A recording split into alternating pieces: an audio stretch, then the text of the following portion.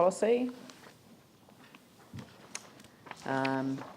You'd like to move that, Jamie? Seconded by Paul.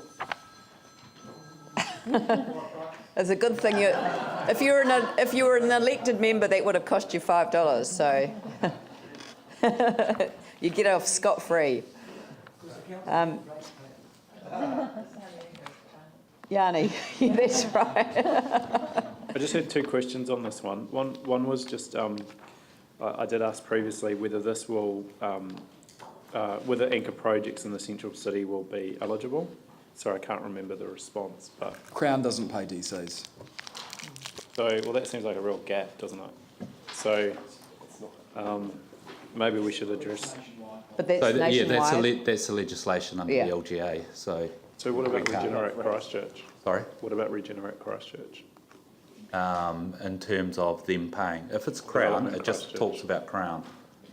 So Regenerate Christchurch isn't a builder of anything. Okay, well, it's not a developer. It's the Crown Code. And it is, it does depend on the relationship of the Crown to the project. So all those buildings, like the Ngaitahu building across the road, that have got government departments, they'll be paying DCs. Yes. Yeah. It's only where the Crown is a developer. Right. Okay.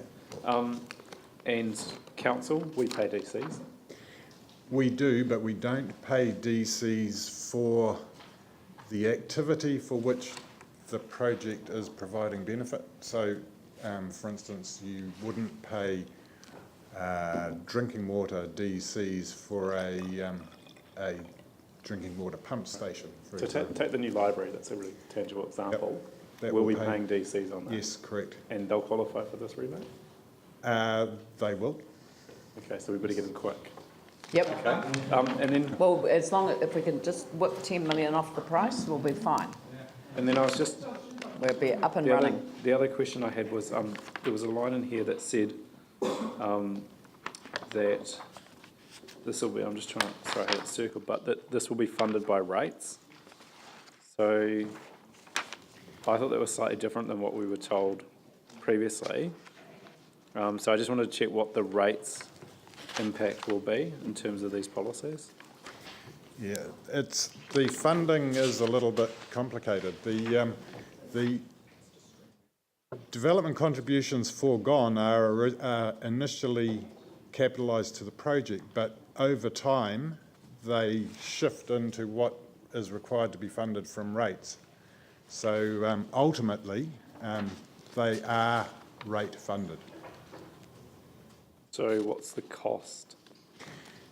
That will depend on the amount and the timing of the funding that moves across from the pool of funding into the development contributions account.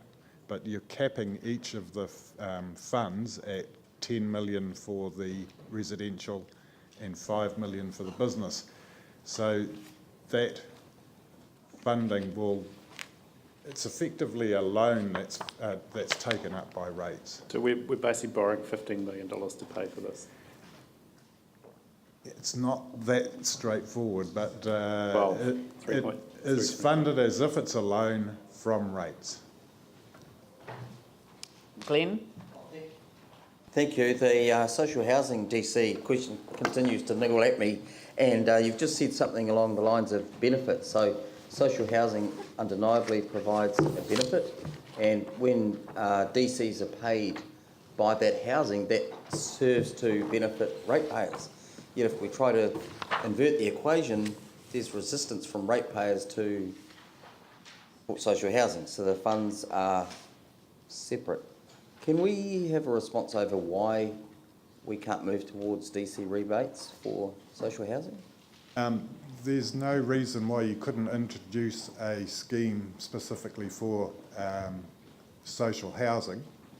You know, you might like to have quite a narrow definition of what type of social housing might qualify for that. And the opportunities to introduce further rebate schemes were part of the reason we thought having an overarching policy with some criteria around what sort of boxes we need to tick before we'd consider a rebate was a good idea. So it gives us a framework to think about something like social housing going forward. And the rebate would apply at this time if social housing was within the 4 avenues, or it was it qualified for the small unit rebate. If we wanted to push it further, that's another piece of work. There is there's an avenue to do that, yes. All right. I think the key issue that you'd be debating, so every time you do a rebate, the fundamental issue is you're shifting some cost to somewhere else. Yeah. And the one for social housing would be, how would you define it? Because as John said, depending on its current location, any housing is available, can access a rebate within the 4 avenues, and also under this proposal, smaller units, irrespective of how they're used, can also attract a rebate. Okay. Because at the moment, the ratepayer cost is shifted onto the tenants. Anyway, we'll get to that. That's probably part of it. Yeah. So, right, I'll put, yeah. Just ask one question. In relation to the residential, Central City residential DCs, the maximum development contribution rebate for a single development under this scheme is 2 million. Given that there will be at least one that will qualify for that, is that 20% for one developer too high? 20%. 2 million of the total. 2 million out of 10? Yeah, that cap was something we agonised over in terms of what number we should put in there as the proposal. I can understand that, yeah. I'm just wondering if this is the right number. Well, it depends who you are and what you think the right number might be. But the reason we Well, I'm went, not Fletcher's. the reason we went with $2 million was that the underlying purpose of the rebate scheme is to promote development, and we didn't want it to be too low that it sort of not be seen to accommodate Totally get that. But aren't there other imperatives in that? I'm particularly talking about the East Frame, let's just be upfront. It's a major one. There are, as I understand it, imperatives within the contract that require them to develop within a certain time anyway. Mm-hmm. So this is just here's an added benefit. And I'm just wondering if it's slightly high, because it means that we're giving 20% potentially to one developer who already has those imperatives to develop, and therefore we're taking it off somebody else who doesn't have the same imperative. That's probably correct. I hope. The flip side of that, though, is that if you lower it, there may be developments that we simply don't know about that may be impacted and may have a negative impact on those. But it is an arbitrary number. As a suggestion, how about it's $1 million unless it comes to the committee? Or whatever. Do you have a committee, Jamie? Is this got a committee? Yeah, there's I suppose it stemmed from the development forum. Look, I'm comfortable with that. We have approved this, and this is streamlining it. And I'm usually against sort of any, policy on the fly. But to halve the cap, $1 million if you're doing a development is still a pretty substantial sweetener in my view. So I don't think it undermines what we're trying to achieve. I would be comfortable with $1 million. It depends if there was support from the rest of the table for that. I'm happy that it goes above if it actually incentivises the development, but maybe it goes to strategy and finance or something if it's above. Yeah. I suppose we'd need to develop some criteria around when higher amounts were approved or not, rather than it was sort of, A got it but B didn't, and there was no real difference. How about it generally be $1 million with staff, but it could go to $2 million with the approval of strategy and finance. That make sense? Yep, perfectly. Then you don't need to worry about the criteria. Yep. Does that need to be Can we include referenced that in there the... then? And I see nodding around the table, like majority Yeah. nodding around the table, so okay. I'm comfortable with that. Does that need to be mentioned in the resolution? I think we could probably just note it in the resolution, so perhaps noting that for the Central City residential rebate, Yep. that the maximum rebate for a single development under the scheme be $1 million,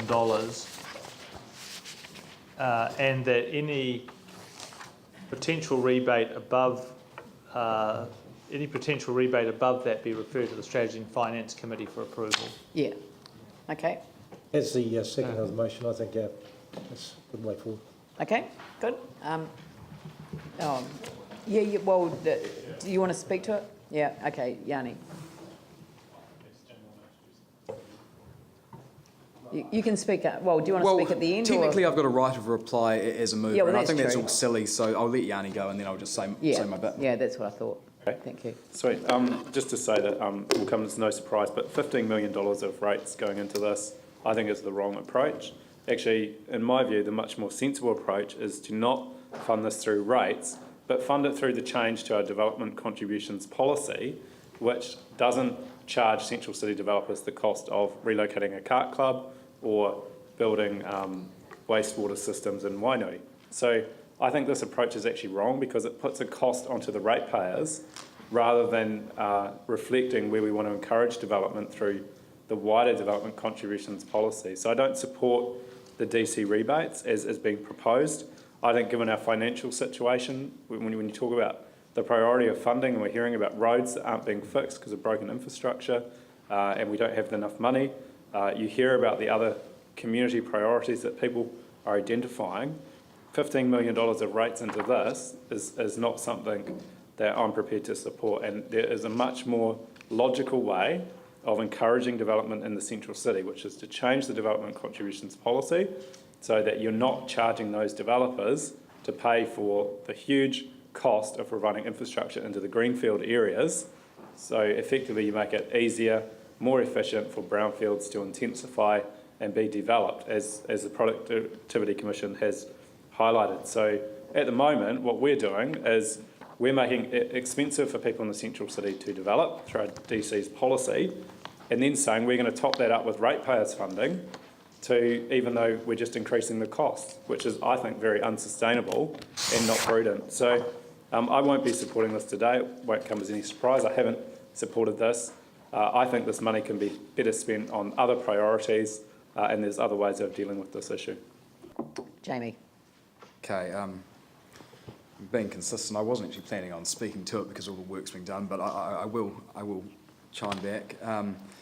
The first thing is, well, first and foremost, we have approved this. We've approved these three initiatives. So we approved the residential rebate. It's been in place for 3 years. We extended it over a year ago, and as part of the 3-year plan, we renewed it and added another $10 million to the residential rebate scheme. We approved the non-residential rebate through the LTP, and in July we added the small residential units rebate. So this is effectively bringing those three policies together on a workable, or under a workable and overarching, all-encompassing strategy, which makes sense. Easier for the applicant, easier for the council to administer, and it's simply putting an umbrella over three policies that have already been adopted. One thing I do want to say is don't be confused by price versus value. And well, in an accounting term, you could say that there was a cost to it. For the residential side of things, for example, a real life and good example is the Gallery apartment site. The pre-development sat there and had no people there, no one going to any coffee shops there, anything like that. And it was paying $5,000 to council per annum in the form of rates. Post-development, you had dozens and dozens of families living there, frequenting the coffee shops around there, all the businesses calling that place home, creating a sense of vibrancy and helping create a 7-day-a-week city and not just a 5-day-a-week city, which I think is absolutely critical for any metropolitan centre to thrive. So the rates take for the council then post-development became $90,000 per annum. So over a period of time, I truly believe that it's an investment in the future that most certainly pays for itself and then some. The non-residential component of this, just to reiterate it, what was approved through the LTP, I really take my hat off to staff, and I'm not just saying that because people often say that in a speech. I really mean that. This is outside of the box thinking that stemmed from discussion at the Development Forum, which I love because it's actually asking the people at the grassroots that are doing it, what works for you, what do you need to be able to get on and do what you do best for the benefit of the city. And it was the council really taking a customer-centric approach and not just saying, here's how it works and here's what you'll do. And staff effectively came back and said, well, there's a different way that we could do this. And it is business as unusual now, and I'm really proud that this policy reflects that, because development contributions exist and credits exist in the central city. So what the non-residential component did was pull those DC credits that existed in the central city business zone, or the core, because you pay DCs when you rebuild something that's denser or bigger or better than what you had previously.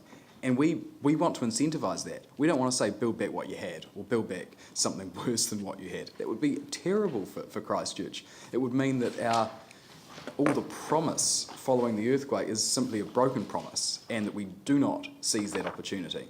So building by building, we want it to be better. We want to have something more functional. We want to have something that we can be very proud of as a result of that earthquake.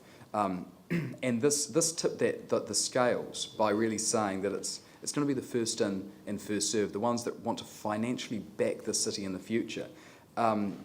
There's no benefit for the people that don't want to add value to what they had. There's no benefit for them. And it certainly does not suit that person that plans to land bank that site and sit on their hands and leave it as a dirty, vacant lot in the middle of a city for year after year after year, while they decide whether or not they actually want to be a part of contributing positively to the Christchurch rebuild, because those DC credits will be used up. So it really does say, if you want to contribute positively to Christchurch, the council, in a compliance capacity, is making this cheaper than ever before and giving you carrots to get on and do what you do best. So I really like that. And I've had a couple of brickbats thrown at me with this, even from public saying, this is helping out investors and developers. Yes, I make absolutely no apology for that. That is entirely the point.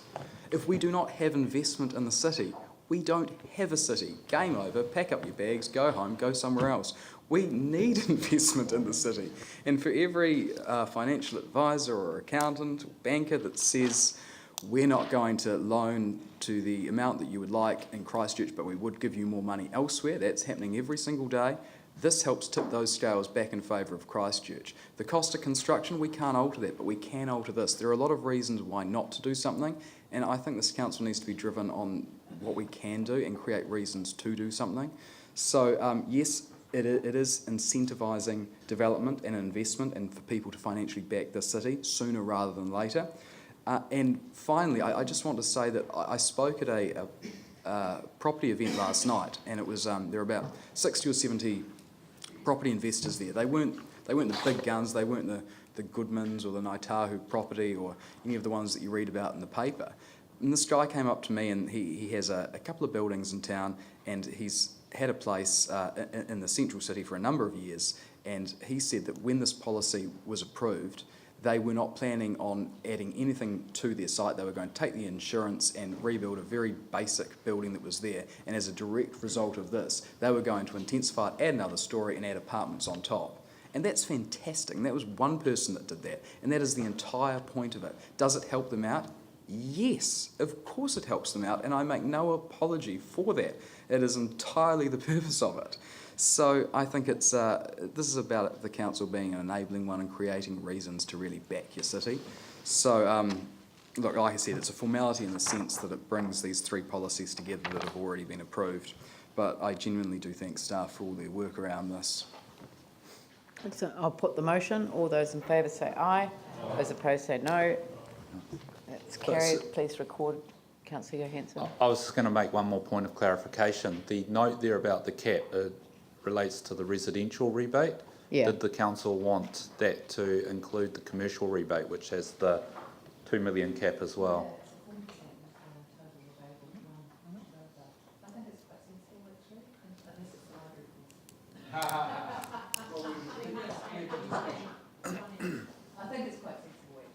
Just to keep them consistent. Yeah. Should you just say the rebate schemes, like a maximum rebate at the same level? We'll just put note that that the maximum rebate for a single, you don't need to, you just put note. Yeah, just delete everything before that. So, yeah.